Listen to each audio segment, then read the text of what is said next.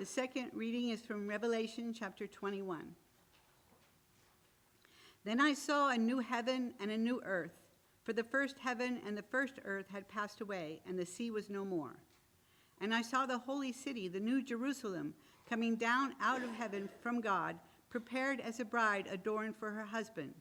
And I heard a loud voice from the throne saying, "See, the home of God is among mortals.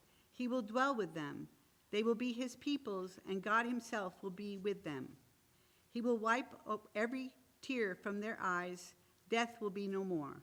Mourning and crying and pain will be no more, for the first things have passed away." And the ones who were seated on the throne said, "See, I am making all things new." Also he said, "Write this, for these words are trustworthy and true." Then he said to me, "It is done. I am the Alpha and the Omega, the beginning and the end. To the thirsty I will give water as a gift from the spring of the water of life." The word of the Lord. So long, long ago, when I was in confirmation class, we somehow managed to convince the pastor to take us to see a movie instead of having one of our regular confirmation classes. The movie was called The Late Great Planet Earth, and it came out in 1978 when I was in confirmation class, and it was based on a book written by Hal Lindsey in 1970. Basically, it was a doomsday movie based primarily on the images from the book of Revelation, in which the authors interpreted every image and every vision in Revelation as a thing or an event in the 1970s. I don't remember all of the stuff, but they depicted, or they decided that the stars around the head of the woman in Revelation must represent the European common market. The moon turning to blood was the way the moon would look after nuclear annihilation, and the mark of the beast was the emerging UPC code. For a few months, this was a very popular movie, and it seemed very current because it basically predicted that the end of the world was going to arrive very, very soon, early on in the 1980s, if not before. Yet, because it was a religious movie and it was based on Revelation, we got the pastor to take us to see it. We were good. And afterwards, as we got done with the movie, and we're all wondering, like, how accurate is all this stuff? I remember the pastor kind of looking kind of squirrely and going, well, you know, they took quite a few liberties. And indeed, they did. The thing is, the book of Revelation is full of all kinds of images which seem really strange and confusing to us. They are strange and confusing because we are not first century residents of the Roman Empire for whom some of these images would have been obvious. They would know what they meant.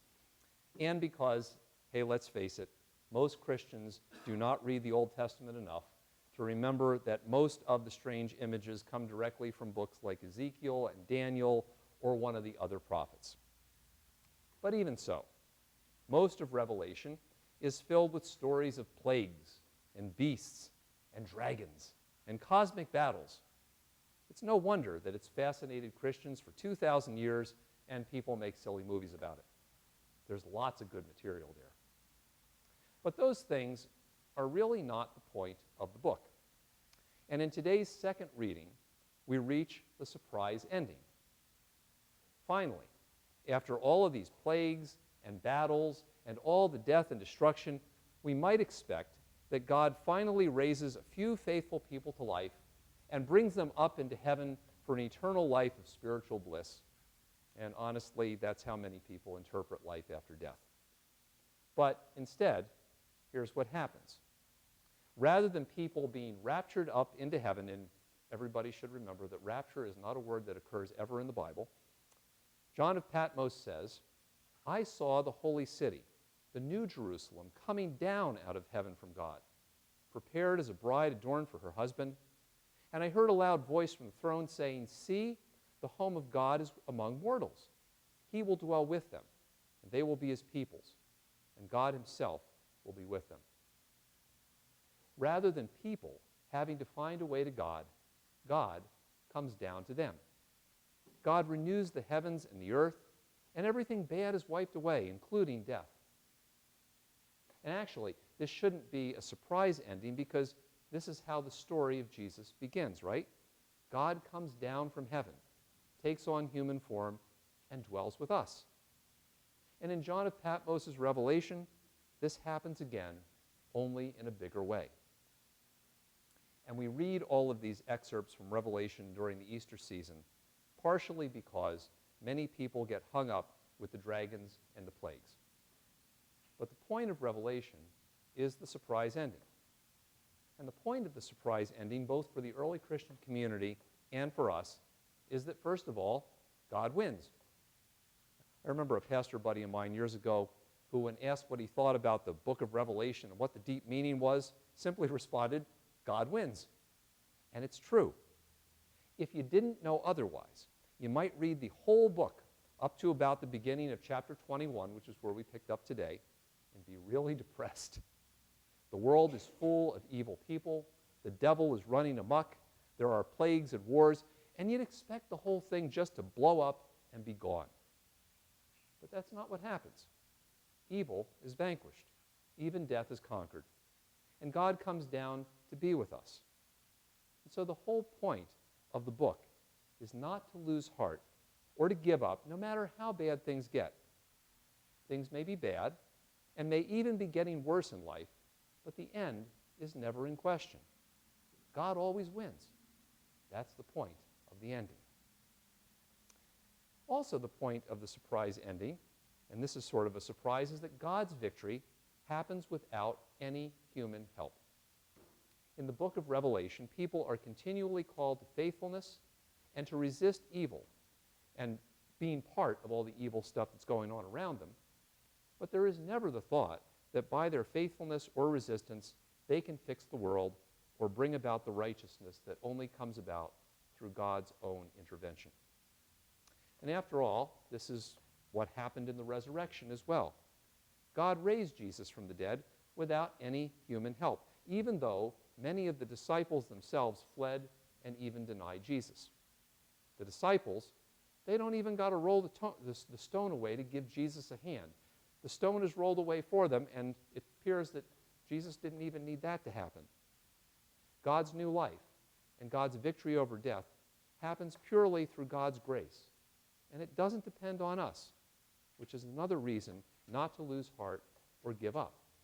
Because a lot of people today get really depressed where they think, if we all just worked harder, we could fix all the problems in the world. And then when things start not working well, they go, oh my gosh, all is lost. The book of Revelation reminds us, no, it's not. And therefore, part of the surprise ending of the book of Revelation reminds us that faithfulness and resistance to evil, while they do not bring about God's new life, are both signs of and participation in that new life, even now, and even in the midst of horrible things that we cannot control or fix. You know, one of the interesting things about the surprise ending is that God doesn't give up on his creation.